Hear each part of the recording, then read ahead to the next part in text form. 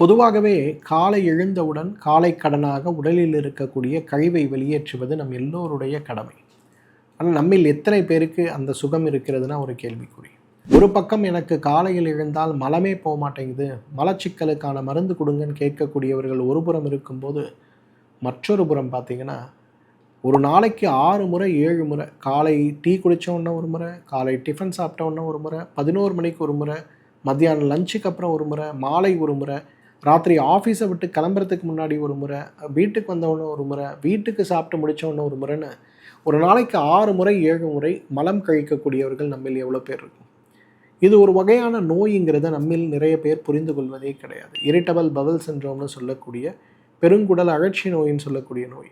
இந்த நோய் ஏற்படும் போது பெருங்குடல் வழக்கமாக 4லிருந்து 6 மணி நேரம் பிடித்து வைத்திருக்கக்கூடிய அந்த உணவானது கடைசி நிலையாக செரிக்க வரும்போது செரிக்க முடியாமல் கழிவாக வெளியேற்றுகின்ற ஒரு நிகழ்வுக்கு தான் இன்றைக்கு இரிட்டபிள் பவல் சிண்ட்ரோம் சொல்லுவோம்.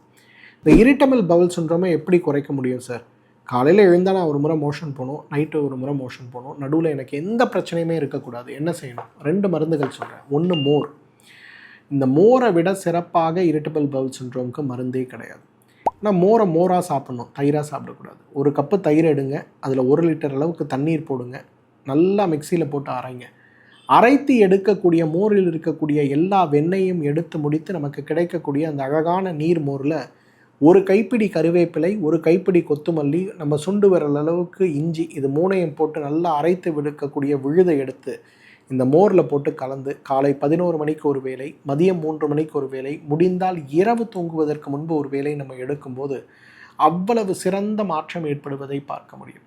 கருவேப்பிலை, கொத்துமல்லி, இஞ்சி துவையல் ஒன்றே இந்த இரிட்டபிள் பவல் சிண்ட்ரோமுக்கு மிகப்பெரிய மருந்து. மோர் இந்த இரிட்டபிள் பவல் சிண்ட்ரோமுக்கு மற்றும் ஒரு பெரிய மருந்து. இந்த 2ஐயும் நம்ம ஒன்றா சேர்த்தோம்னா இதைவிட சிறந்த மருந்து உலகத்தில் இரிட்டபிள் பவல் சிண்ட்ரோமுக்கு இருக்குமாங்கிற கேள்வி தான் உங்கள் மனதில் வரணும். அந்த வகையில் இன்றைக்கு கருவேப்பிலை, கொத்துமல்லி, இஞ்சி துவையலோடு 100 மில்லி மோர் கலந்து சாப்பிடுகின்ற ஒரு சிறு பழக்கத்தை மட்டும் வச்சு பாருங்கள். இரிட்டபிள் பவல் சிண்ட்ரோம் காணாமலேயே போய்விடும்.